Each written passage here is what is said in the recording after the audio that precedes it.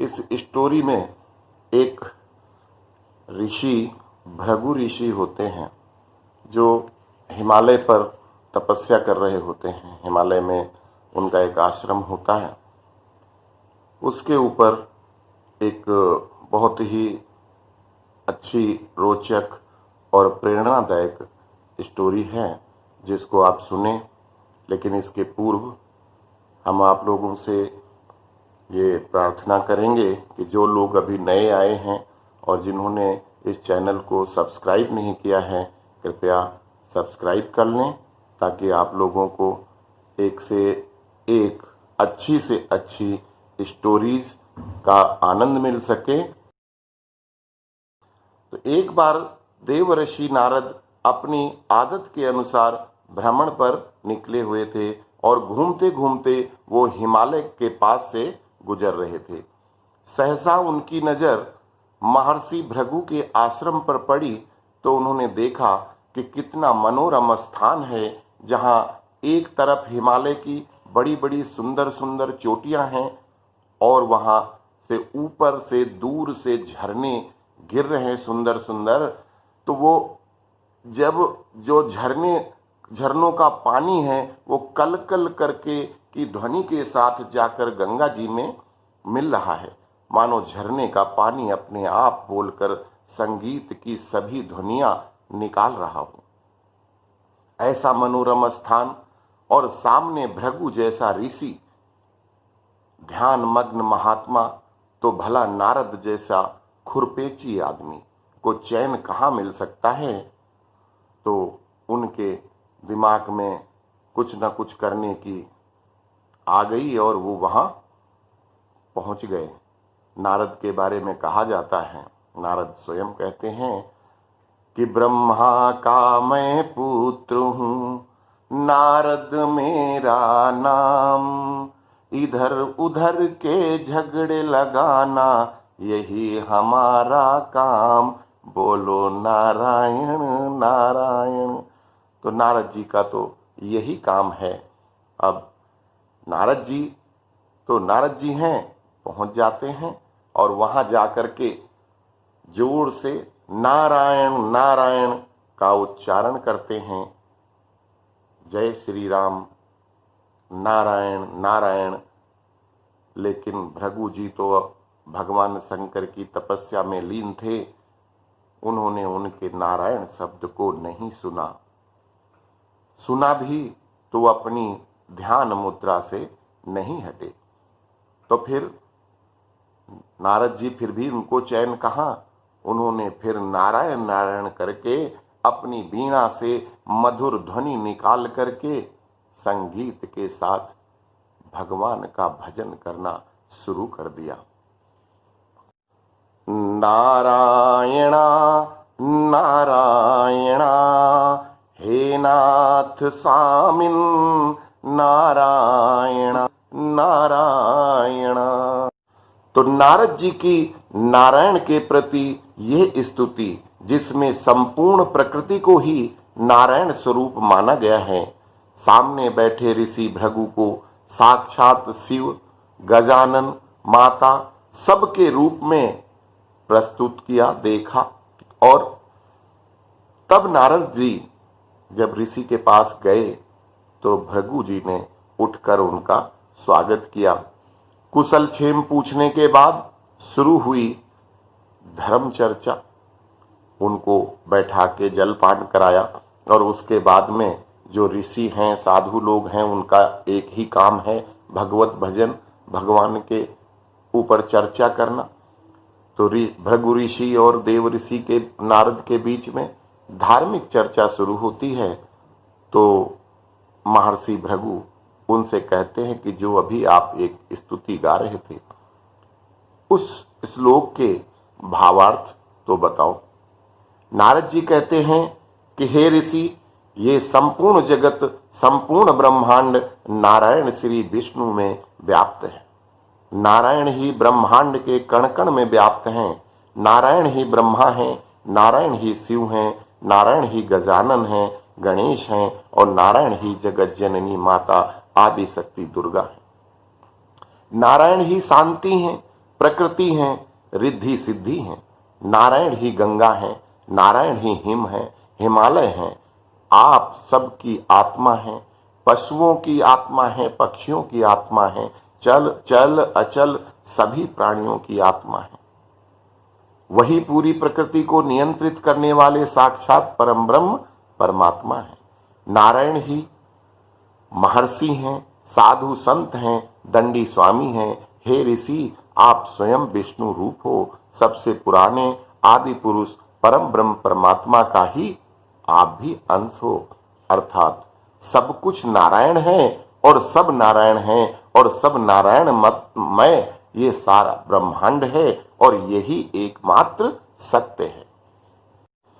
अब महर्षि भृगु जो स्वयं ब्रह्मा जी के पौत्र हैं और भगवान शिव के परम भक्त, उनके अनुसार भगवान शिव ही परम ब्रह्म हैं।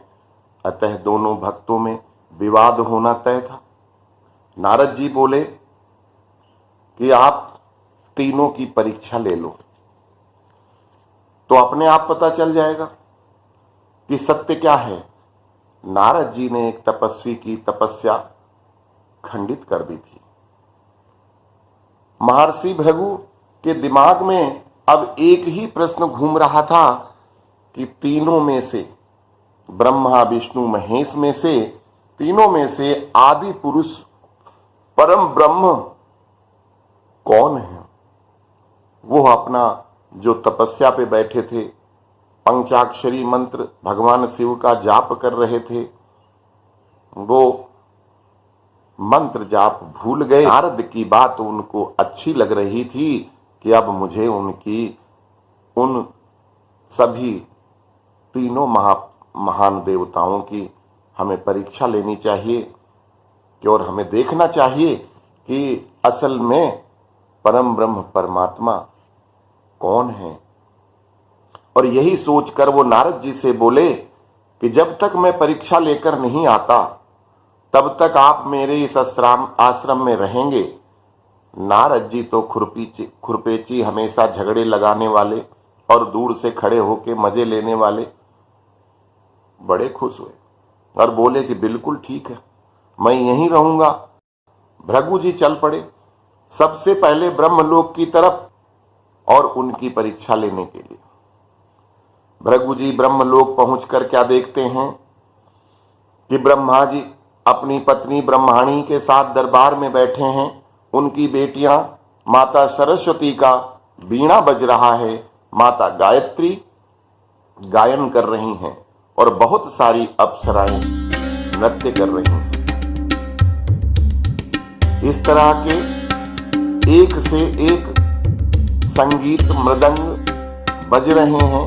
समस्त संगीत की देवी माता सरस्वती जहां खुद विराजमान हो तो उस सभा की शोभा तो देखने ही योग्य थी। अप्सराएं पूरी तरह से तन्मय होकर के पूरे रिदम पर थी। उस समय महर्षि भृगु दरबार में पहुंचते, इसलिए किसी ने, चूंकि सब नृत्य देखने में व्यस्त थे, न तो किसी ने महर्षि भृगु का प्रणाम लिया और न किसी ने उनको प्रणाम किया, न उनको किसी ने बैठने के लिए कहा और न उनका कोई स्वागत सत्कार हुआ। भृगु जी को गुस्सा आ गया। भृगु जी ने इसमें सभा के बीच में जाकर के जहां पर नृत्य हो रहा था, उस आज आधुनिक भाषा में स्टेज कह सकते हैं, उस स्टेज पे पहुंच करके और उन्होंने बड़े जोरदार शब्दों से उसको रोका और सृष्टि के रचनाकार भगवान ब्रह्मा को बोले कि क्या ये इस समय बीच में जाकर के जब वो क्या बोलते हैं कि ये सृष्टि के रचनाकार ब्रह्मा की सभा है या किसी राग रंग में डूबे अहंकार युक्त किसी अभिमानी की। उनका इतना कहते ही ब्रह्मा जी बहुत क्रोधित हो गए और अपने ही पौत्र को नष्ट कर देने के लिए ब्रह्मा जी ने ब्रह्मास्त्र उठा लिया और बोले कि इसके आगे एक शब्द भी निकाला तो भृगु तुम्हारा सिर धड़ से अलग हो जाएगा। नारद की बात उनके दिमाग में आ गई कि ये आदमी, ये तो परम ब्रह्म हो ही नहीं सकता, ये भगवान हो ही नहीं सकता, परमात्मा हो ही नहीं सकता, कि जो अपने ही सिर्फ रास रंग को में विघ्न पड़ने की वजह से अगर ये हमें खुद अपने पौत्र को मारने के लिए ब्रह्मास्त्र उठा सकते हैं, तो ये कतई नहीं हो सकता कि ये परमेश्वर हो। परमेश्वर कभी ऐसा काम नहीं कर सकते। नारद की बात सच है, नारद की बात सच है। ये व्यक्ति जो अपने पौत्र को ही मारने के लिए खड़ा हो गया, वो परमात्मा नहीं हो सकता। और वो सभा छोड़कर आगे चल पड़े कैलाश की तरफ। अब महर्षि भृगु कैलाश पर पहुंचे और जैसा कि उन्होंने सुन रखा था कि भगवान शिव परम दयालु हैं, आदि शक्ति माता दुर्गा के पति हैं, शिव ही शक्ति और शक्ति ही शिव हैं। कैलाश पहुंचे तो देखा क्या कि भगवान शिव एक पत्थर के छोटे से बर्तन में लकड़ी के गोल चिकने सिरे से उस बर्तन में भंग को घिस रहे हैं और घोट रहे हैं। अब महर्षि ने सोचा कि अब इनकी परीक्षा कैसे ली जाए। फिर उनको एक युक्ति सूझी और उन्होंने बोला कि आप की संसार नाहक पूजा करता है, क्योंकि आप तो खुद एक नशेड़ी भंगेड़ी हैं, भंग पीते हो, इस योग्य ही नहीं हो कि कोई आपकी उपासना करे। शिव जी बोले कि हे महर्षि, सबकी अपनी अपनी श्रद्धा है, सब स्वतंत्र हैं, वो अपना इष्ट देव किसको चुनना है, किसकी पूजा करना है, किसको मानना है, किसको नहीं मानना है, किसको आस्तिक बनना है, किसको नास्तिक बनना है, किसको पुण्य करना है, किसको पाप करना है, तो ये सबकी अपनी अपनी स्वतंत्रता है, किसी को कोई जबरदस्ती नहीं है। और हम तो भाई किसी से नहीं कहने जाते कि आप हमारी पूजा करो। आपसे भी मैं यही कह रहा हूं कि अपना इष्ट देव को किसी और को बना लो, हमारी क्यों आप उपासना करते हो? किसने रोका है आपको? महर्षि ने सोचा कि अब क्या करें। वो पास में गए, अब कैसे करें, इनको तो कोई क्रोध आया नहीं। तो उन्होंने क्या किया कि जो भंग का बर्तन जिसमें वो घोट रहे थे, भंग उनकी तैयार हो गई थी जिसको वो पीने वाले थे, महर्षि ने क्या किया, वो भंग का बर्तन उठाया और उठा करके पृथ्वी पर फेंक दिया। भगवान शिव क्रोधित हो गए और त्रिशूल उठाकर महर्षि को मारने के लिए दौड़ पड़े। भृगु जी भागे भागे आगे आगे भागे जा रहे हैं और शंकर जी पीछे पीछे त्रिशूल लेकर के, रुक जा, आज मैं तुझे जिंदा नहीं छोड़ने वाला। अब भृगु जी को जान बचानी मुश्किल पड़ी, भगवान शिव से पंगा ले लिया। भृगु जी भागे, फिर उनके दिमाग में एक उपाय नहीं आ रहा और नारद की बात पे पछता रहे। और वहां नारद जी अपनी योग दृष्टि से वहीं आश्रम में बैठे बैठे देख करके आनंद ले रहे हैं, हंस रहे हैं, ठहाके लगा रहे हैं कि देखो आज भृगु की मैंने क्या दशा करवा दी। जिनकी वो भक्ति कर रहे थे, जिनकी पूजा कर रहे थे, तपस्या कर रहे थे, आज वही भगवान शिव उनको मारने के लिए दौड़ रहे हैं। भृगु जी भागे भागे गए और माता भवानी के चरणों में गिर गए। माता भवानी बीच में आ गईं और मुस्कुरा करके शंकर जी की प्रार्थना किया, छोड़ दो, ब्राह्मण हैं, ऋषि हैं, हमारे भक्त हैं, इनको छोड़ दो। बहुत मुश्किल से शंकर जी का क्रोध शांत हुआ और भृगु की जान बच गई। बड़ी मुश्किल से जान बचाकर ऋषि ने माता का धन्यवाद किया और चल दिए भगवान विष्णु के धाम सत्यलोक वैकुंठ धर्म की तरफ कि अब आखिरी में उनकी भी इच्छा ली जाए। लेकिन भृगु जी पहले से ही इतना डर गए थे भगवान शिव से ही, लेकिन फिर भी उन्होंने हिम्मत नहीं हारी और आगे त्रिदेव के तीसरे देव के पास पहुंच गए परीक्षा लेने के लिए। तो क्या हुआ, भृगु जी पहुंचे और देखा कि भगवान विष्णु शांत मुद्रा में लेटे हुए हैं माता लक्ष्मी उनके चरण दबा रही हैं। महर्षि के दिमाग में ये बात आ चुकी थी कि परमात्मा कोई और शक्ति ही होगी, ये तीनों ही नहीं हो सकते, किंतु अंतिम परीक्षा तो जरूरी है।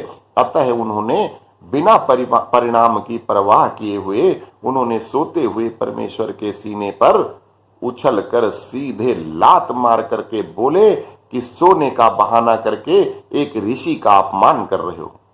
उनको उम्मीद थी कि उन दोनों की तरह ये भी मारने को दौड़ेंगे, परंतु यहां तो बिल्कुल उल्टा हुआ। शेष जी तो फुफकार रहे थे, क्योंकि उनको आज्ञा नहीं है तो वो कुछ नहीं कर सकते। जब तक भगवान नारायण उनको कहेंगे नहीं, वो किसी पे कुछ नहीं कर सकते। माता लक्ष्मी क्रोध में वक्र दृष्टि से स्वामी के प्रतिकार का इंतजार कर रही थी कि हमारे स्वामी या तो खुद इनको दंडित करेंगे और या फिर किसी को आदेशित करेंगे। लेकिन गौ ब्राह्मण के रक्षक भगवान विष्णु वो तुरंत उठकर ऋषि के पैर पकड़ लेते हैं और उस पैर को बैठकर सहलाते हुए पूछते हैं कि हे ऋषि, ये मेरी मूर्खता थी, मेरी मूर्खता थी कि मैंने आपको नहीं देखा और मैं सोता रहा। हे ऋषि, मुझे क्षमा कर दो। ये वचन सुनकर ऋषि अवाक बैठे थे। भगवान कहते हैं कि मेरी वज्र की छाती, इस पे आपके ये कोमल चरण लग करके कहीं आपके चरणों में कोई चोट तो नहीं लगी, ऐसा पूछते। ऋषि को ज्ञान हो चुका था कि यही तो साक्षात परमेश्वर है। मैंने इतना बड़ा पाप कर दिया, इतना बड़ा पाप कर दिया, अब क्या किया जाए। हमने तो परमेश्वर के ऊपर चरण प्रहार कर दिया। इन्हीं विचारों में खोए ऋषि को भगवान ने जो ईश्वर क्या है, कौन है शिव, कौन है विष्णु और कौन है ब्रह्मा, कौन है सब और देवता, इन सब का ज्ञान कराने के लिए भगवान ने उनको अपना बड़ा रूप दिखाया। क्या दिखाया कि ब्रह्मा जी तो उन्हीं के अंश हैं। सारी योनियां, सिर्फ ब्रह्मा जी ही नहीं, सारी योनियों में जितने भी चल चल प्राणी हैं, सबकी आत्माएं उनका ही अंश है। सबके अंदर भगवान विष्णु। उन्होंने सारा ब्रह्मांड अपना विराट रूप उनको दिखाया। महर्षि एक टक किंकंत विमूढ़ होकर के देखे जा रहे थे, पश्चाताप कर रहे थे। भगवान ने उसी समय अपने शरीर में से ब्रह्मा जी को प्रकट किया और शिव जी भी उन्हीं के शरीर से बाहर निकल आए। अब ऋषि क्या देखते हैं कि त्रिदेव बीच में भगवान विष्णु खड़े हैं, दाएं बाएं ब्रह्मा और शिव खड़े हैं। त्रिदेव सामने खड़े थे। ऋषि की तो सिट्टी पिट्टी गुम हो गई। आज मैं उन दोस्तों को भी ये बताना चाहता हूं जो अज्ञानता बस जानबूझकर या मजाक में या जलन में ये प्रश्न करते हैं कि आखिर ब्राह्मण पूजनीय क्यों है, क्यों करते हैं ब्राह्मण की पूजा, या उसको ब्राह्मण को श्रेष्ठ क्यों माना जाए, क्यों मानते हैं, ब्राह्मण को इतना सम्मान क्यों दिया जाए या दिया जाता है। तो देखो, भगवान जो संसार की पहली और अंतिम शक्ति भगवान विष्णु हैं, वो ब्राह्मण को क्या मानते हैं। भगवान कहते हैं कि देवाधीना जगत सर्व मंत्राधीनाश्च देवताः और ते मंत्राः ब्राह्मणाधीना तस्मात् ब्राह्मण देवता। अर्थात सारा संसार देवताओं के अधीन है और तथा देवता मंत्रों के अधीन है, और वो मंत्र ब्राह्मणों के अधीन हैं, इस कारण ब्राह्मण देवता है। ओम पुराण कथको नित्यम धर्माख्यनस्य संतति अस्यैव दर्शना नित्यम अश्वमेघाद्विजम फलम। जिसके हृदय में गुरु देवता माता पिता और अतिथि के प्रति भक्ति है, जो दूसरों को भी भक्ति मार्ग पर अग्रसर करता है, जो सदा पुराणों की कथा करता है, धर्म का प्रचार करता है, ऐसे ब्राह्मण के दर्शन से ही अश्वमेघ यज्ञों का फल प्राप्त हो जाता है। तो भगवान विष्णु जिनके चरणार बिंदुओं को परमेश्वर अपने वक्षस्थल पर धारण करते हैं, ब्राह्मण ने उनके सीने पे चरण का निरपराध निर्दोष होते हुए चरण का प्रहार किया, लेकिन भगवान ने उनका प्रतिकार नहीं किया और ब्राह्मण की स्तुति करते हैं, उनका स्वागत सत्कार करते हैं। तो इसलिए ब्राह्मण उन ब्राह्मणों को जिनके भगवान अपने चरणों को, उनके अपने वक्षस्थल पर जिनके चरणों का धारण करते हैं, उन ब्राह्मणों के पावन चरणों में हमारा भी कोटि कोटि प्रणाम है। तो अब श्री भगवान ने अपनी माया को शांत किया, अपने रूप में आ गए, तो भृगु जी उनके चरणों में गिर गए और क्षमा याचना करने लगे। ईश्वर के पद पर के ऊपर पद प्रहार, पाप से मुक्ति का उपाय पूछने लगे कि या तो हमें दंडित करो प्रभु, और या हमें कोई उपाय बताओ कि मैं किस उपाय से इस पाप से मुक्त हो सकता हूं। भगवान श्री हरि कहते हैं कि आप जाइए और भगवान शिव के जो 100 नाम हैं, उन 100 नामों को 100 बार उनका जाप करो, तो आपके ये सभी पाप नष्ट हो जाएंगे। और ऐसा कहकर उनको सम्मान के साथ विदा कर दिया। महर्षि भृगु ने भगवान शिव को विष्णु और विष्णु को शिव के रूप में एकाकार देखा था। ब्रह्मा को विष्णु के शरीर से निकलते हुए देखा था। अब निर्णय पूरा हो चुका था कि कौन परम ब्रह्म परमात्मा है।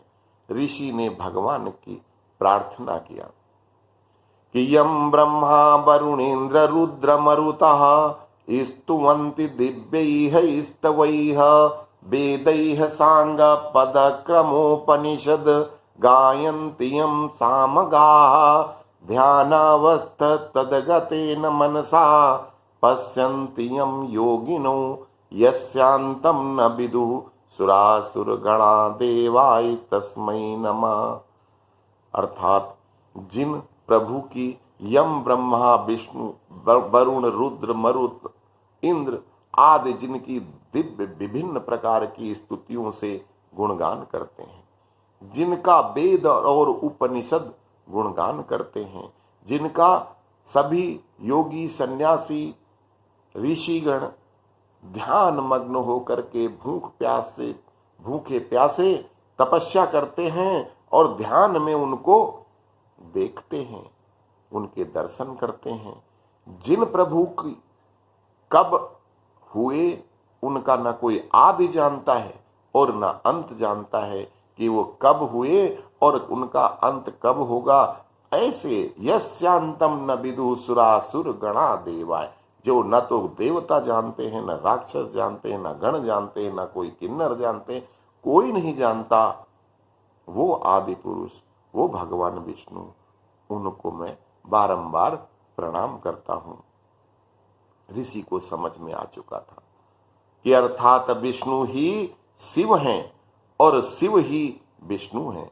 विष्णु ही शक्ति हैं, विष्णु ही ब्रह्मा हैं, विष्णु ही ब्रह्मांड हैं, विष्णु ही सारा संसार हैं और वही निराकार परम ब्रह्म हैं।